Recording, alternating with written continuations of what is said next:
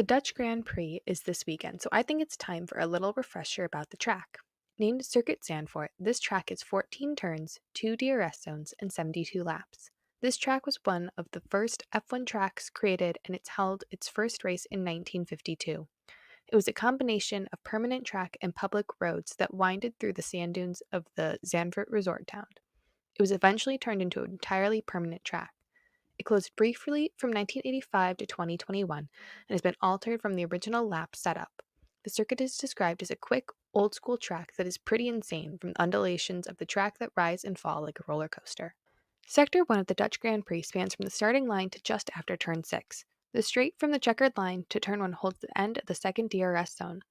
Turn 1 is called Tarzan, an unusual name with no confirmed story, but the most popular is that Tarzan was the nickname of the landowner who only agreed to sell if part of the track was named after him. The reason this corner is so famous is because it has a wide bend that allows for overtaking in the hairpin turn, which isn't common. As there aren't many areas of overtaking on the track, this area holds lots of action. Turn 2 starts after a brief straight that bends to the left, then there is a right almost 90-degree turn named after Wim Gerlach. This turn is a sad history as Gerlach died after crashing here in 1957. Turn 3 is called Hugenholz, after the respected circuit director John Hugenholz, who designed Japan's Suzuka circuit. This turn is truly unique in F1 racing as it has a high banking with a 4.5-meter vertical difference from low to high. The turn is also wide enough for cars to exit alongside each other for better overtaking. Turn 4, called Hunsrug, is the first of the series of 3 in a fast kinking turn spread along a hillock. The exit from Hugenholz allows for exciting wheel-to-wheel racing along Hunsrug. Another turn with a sad history, Turn 5 is named after Rob Slotemacher, after the racer who died there in 1979. This turn continues the trend from Hunsrug of being incredibly quick, and while it doesn't look very curved, it can be tricky. Turn 6 has no official name, but is the final turn in the series of 3 slight bends along the track and marks the end of Sector 1.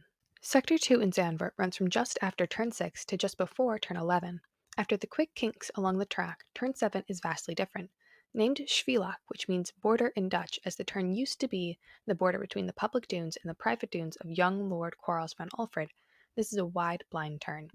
The drivers have to brake hard as the elevation drops, and they have to take care to avoid the gravel traps on either side. Then there's a small straight before going into the right 90-degree turn of corner 8, called Masters. Turns 9 and 10 follow quickly after.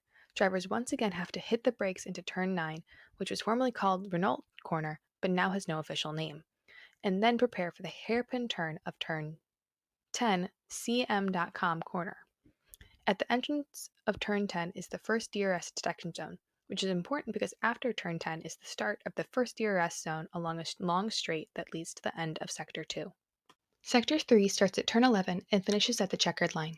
Turns 11 and 12 make up the Hans Erst chicane. This is the tightest and slowest part of the track as drivers go into a sharp 45-degree right turn, which leads into a 180-degree turn to the left. Just after exiting turn 12 is the second DRS detection zone.